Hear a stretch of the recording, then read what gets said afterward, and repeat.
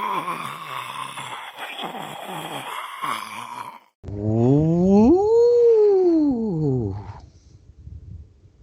Ooh. Welcome to Leo's Corner, side show from the Nimrod Horror Podcast, where we are actually doing shit in reverse today. We are just starting to sip, and talk all this shit we can early on. I am Loey. I am Loey. Apparently, not Joey, not Leo. I am Loey. I am Leo, and with me, as always, my boy Joey. Get me in. Oh shit! I haven't even started sipping, and I'm already fucking up. Cool. Oh man. Oh, that feels refreshing. I have not had a beer in a long, long time, man. All right. So, this is our second installment of course, you can see it right here, the Ramones. We're going to do some Silver Age. Everything going from the Tommy era, but the problem is Tommy kind of left, came back, and yeah. So, we doing everything from Road to Ruins all the way to was it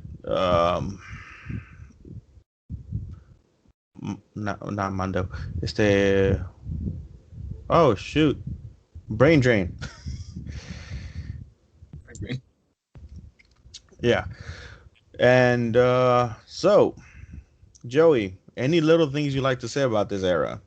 Yeah, so just a quick name. Uh these are overall some of my favorite Ramones albums. This was very difficult to choose. I mean, compared to the first part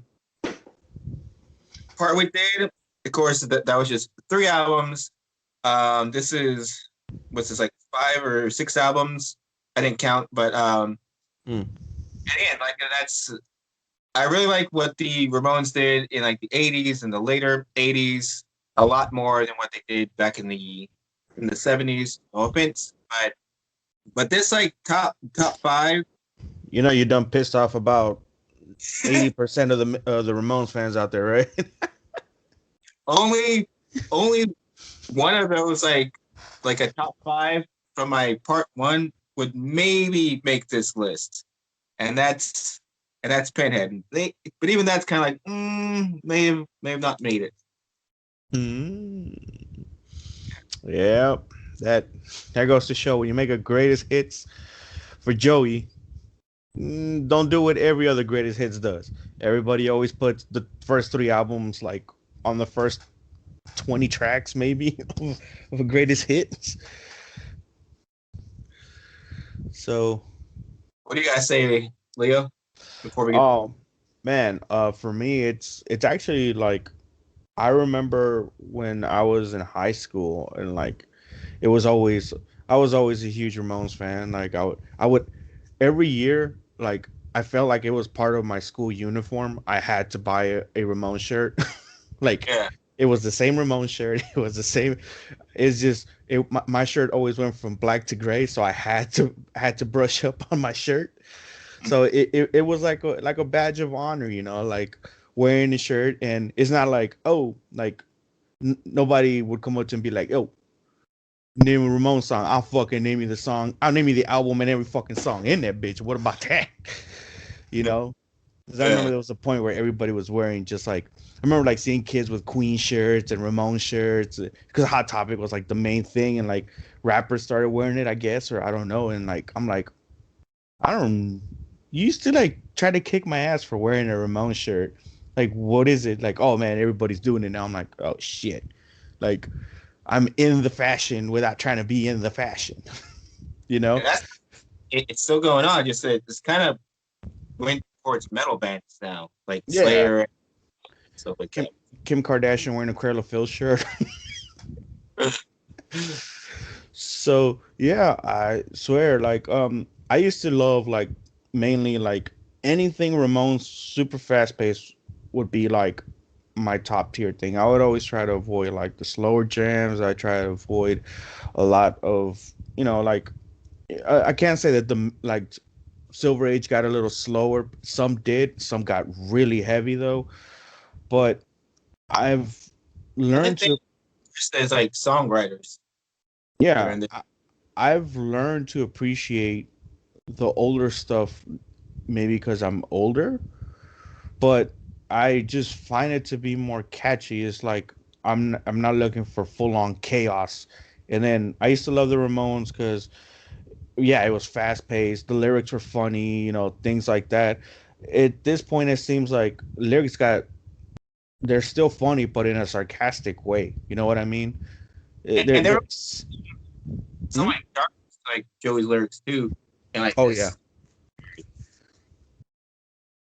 So it's an eye opener. Like if you ever notice how bands they change their style over the years, Ramones was a damn good example of how that the music goes, and some of them don't change for the better. These guys, yeah, it was a beautiful, amazing change.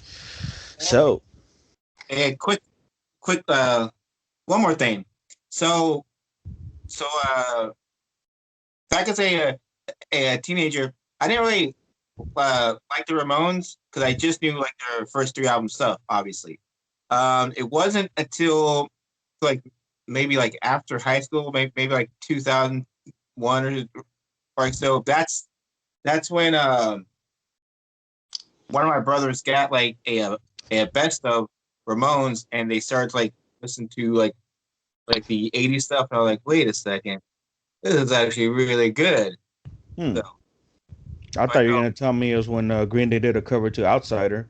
Well, I'm an outsider, outside of everything. Say what? but yeah. So Uh, all right, I'm gonna take one quick pause. Just okay. we shall be right back.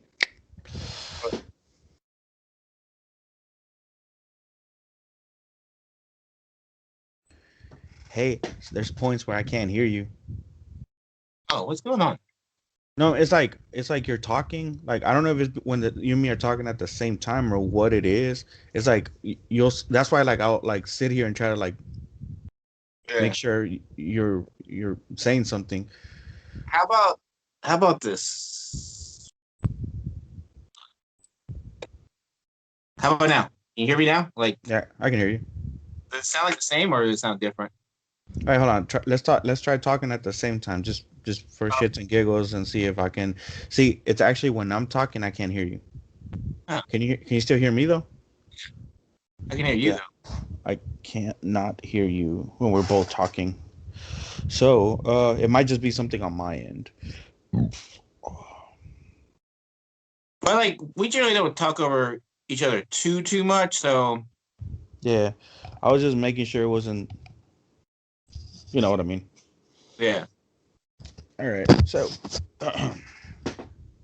all right. Do you have any brutally normal video you can put in the middle of this, or you want to use one of the impugned videos from YouTube? You can go ahead. I'll see what I can do. I'll put something. I don't know what. Just for shits and giggles. Just put in like a couple. Just put in like a little. Like Yeah. don't put the whole song. Just put like something. And then come back. Yeah. And then for the next episode, we'll probably do the same shit. We'll probably do like a little pause, and we'll put if you put an impugned one this time, we'll put a broody normal one next time. If you put a broody normal one this one, we'll put an impugned one for next one. Yeah, how about that? That's just a little edited joke. All right, and we are back Hey. finally with that countdown. All right, so Joey, we're gonna start off with you. Okay. Let's go with your number five. Number five was it was like the toughest one to pick based on the fact that because there were so many great songs left over. You're like, man, this is the final one. But from, and I'm still thinking about it, but from Animal Boy, a very underrated album. It's Somebody Put Something in My Drink. Uh, I just love that song. I love how like Joey sings it, and just like the background harmonizing vocals, like somebody puts it's so, and like the music to it is it's, I don't like to use the word epic, but it's done really well. It's produced to almost perfection. There are a handful of songs that are produced almost perfectly. You cannot produce it any better, and that's one of them. And yeah, so that's my number five. All right, Leo, what is your number five? Oh, all right. So yeah, the KKK took my baby away from Pleasant Dreams. I always found the lyrics to that song to be fucking hilarious. I don't care what anybody says. Uh, Song wise, like written song wise, it's not really like a really hard song or anything like that. Actually, I learned how to play it like in 5 minutes. But it's always a good, it's always a good fun lyrical song to listen to. So yeah, what you got at number four, Joey? All right, going on to number four. It's this song here was was guess what? Also from Animal Boy. Again, very underrated album. Um, and it was one of my personal favorite songs to like cover during like the real normal time. And it's just one of those songs that make you like kind of just say, yeah, we can do it. It's Bonzo Goes to Bitburg. Oh my You know, god. it's just a great song. Uh, from like, yeah, if there's one thing that makes me, it's just again the way that Joey sings it. Uh, and I've heard that like Johnny didn't like doing like all the kind of like overdubbing guitar parts, but it sounds great. That whole album's produced really well. Yeah, man, you really going to the underrated one. All right. Well, my next one is one that people don't. They might know the song, they just probably don't know the album that it comes from. It's from Halfway to Sanity. It's Garden of Serenity. It's it's just one of those songs that, like you said, just the way Joey comes off in the Garden of Serenity. It's like, ah, damn, like I just love the way he puts that song out there. You know what I mean?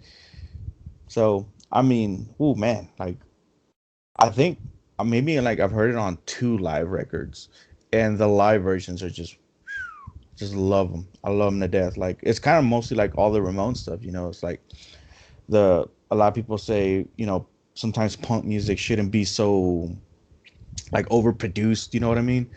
Yeah. It just kind of takes away from the magic of how it actually feels to play like raw and live compared to how you hear a band in a recording and how you hear them live. It's something completely different, and that's why I honestly love Ramones live records. Like that's like the main reason. Like if you just think, oh, this just sounds the way it does, listen to a live record. And this song right here is living proof of how a recording from a studio and a live version sound like. Oh yeah, and like that's why. Just a quick sidebar here. That's why I kind of don't like how bands are trying to perfect the studio sound live. It's like I've always liked when like the song sounds different live. You know, it's its own thing. It's not what you get from the studio.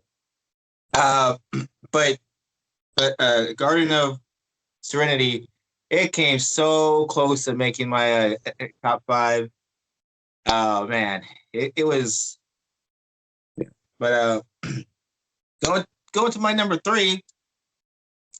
Now, this is technically their like biggest hit. It's from Brain Drain, and I think everybody knows the song because it's from a popular film, Pet Cemetery. Um, Great song. I I love the guitar lead part. Great.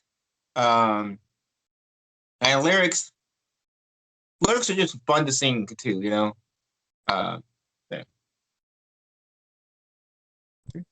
What about you, Mr. Leo? What do you got for number 3? I actually have one from Drain as well. Not Pet Cemetery, but the opening track, "I Believe in Miracles." I think Is one very of those. making my list, but I don't know. Brain Drain was It was pretty. I hear nothing but bad things about that album, though. That's the weird thing. I hear really bad things about that album. They say that's like the Ramones album that was like all over the place. I don't care. I don't mind all over the place. Sometimes you get tired of listening to the same stuff over and over again. Spice it up, yo. So yeah, no, I believe in miracles is one of those songs that, like, just like Garden of Serenity, it's one of those live staples to me. Like every time I hear a live version of it, I'm like, this is the one. And to start Brain Drain off with that song, it's I think it's a pretty strong, solid song to start off an album with. So yeah, that's my reason for that number 3 there. it's a great choice. Like I said, it almost cracked my the top 5. Uh, Number 2, I guess going back to more of a kind of a popular pick, but it's really good. It's from Subterrane Jungle, and it's Psychotherapy. Um, it's a great song. Again, it's kind of classic style, but I love it. I love the little like sirens in it too. Dude, I remember one time remember, kids, don't drink and drive. I was a little tipsy on the way back from a friend's house. It was just Yeah. down the street though. um I was listening to a greatest hits on random.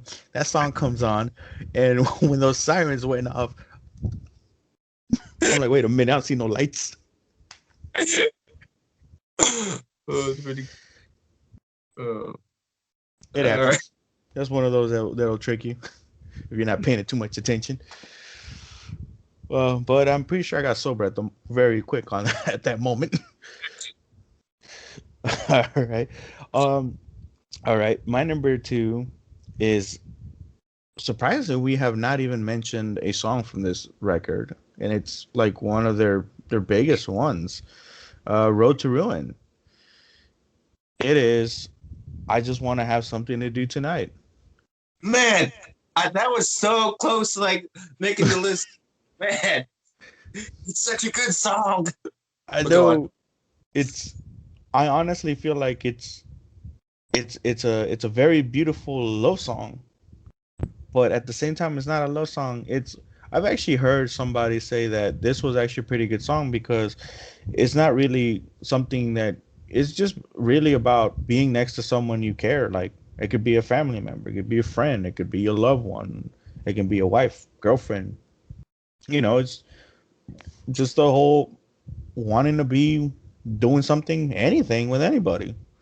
You know, and my fondest memory of this song, it comes from rock and roll high school when the Ramones come in the convertible and they step off and they're playing the song. It's always one of my favorite movie scenes of all time.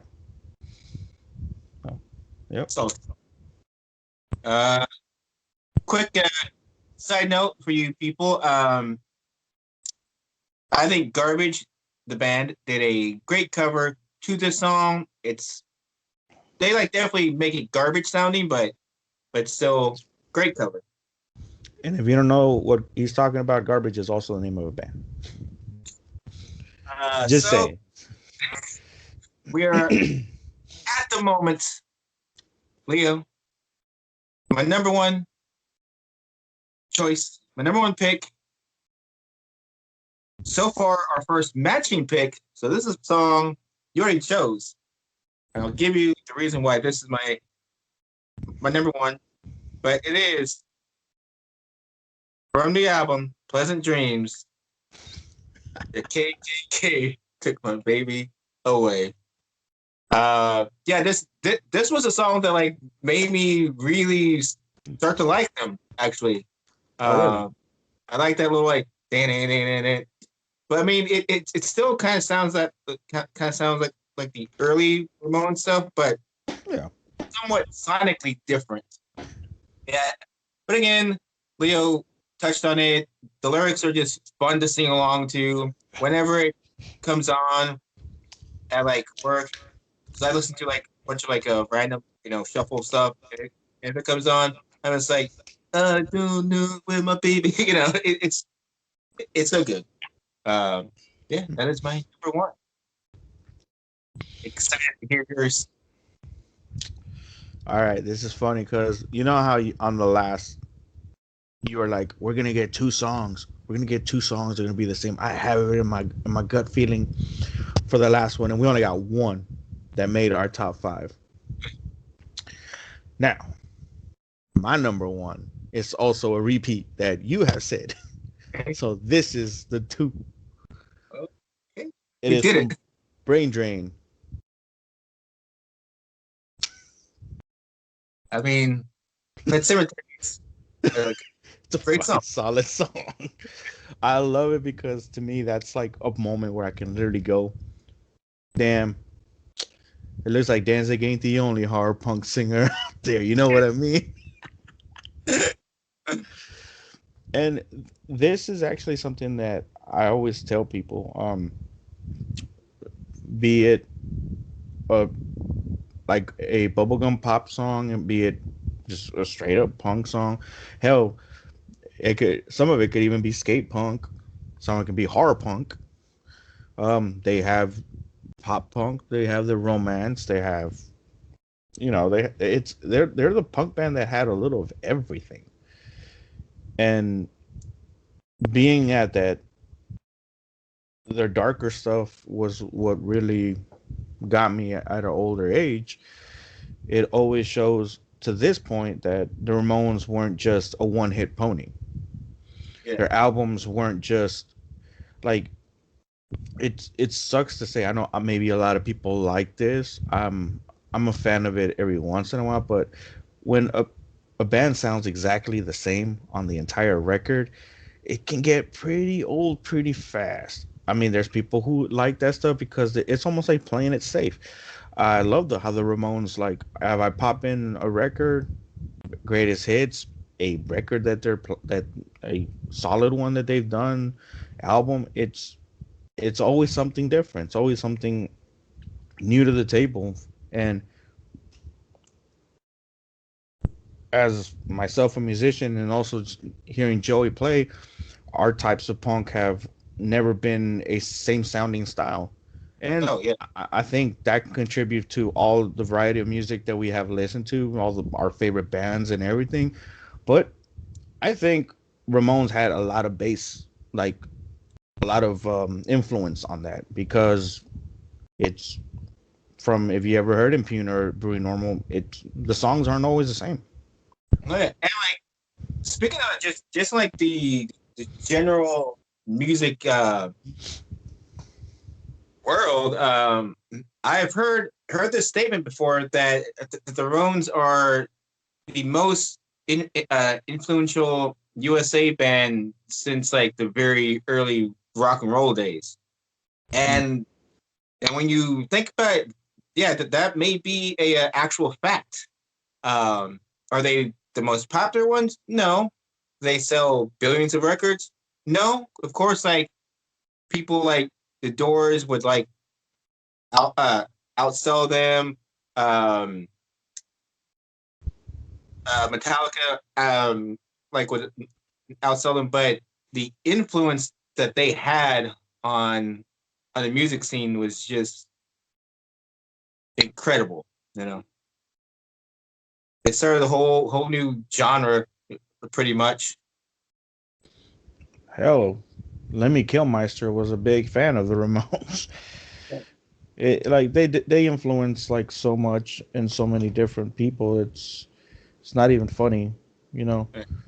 It's Yeah, like strangely a underrated band. Strangely underrated, which is weird to say. yeah, it doesn't feel right to say the Ramones are an underrated band, you know. Oh man, I sorry, Joey, Tommy, Dee Dee. Was it Johnny already? Joey, for I have sinned.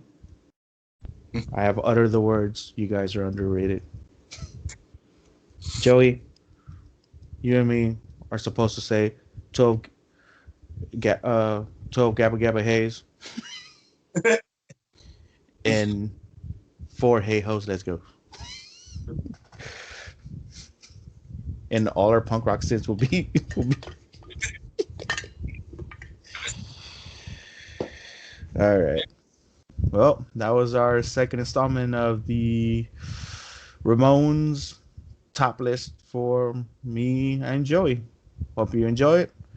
And then tune in next time for our third installment and our bid farewell to Yep.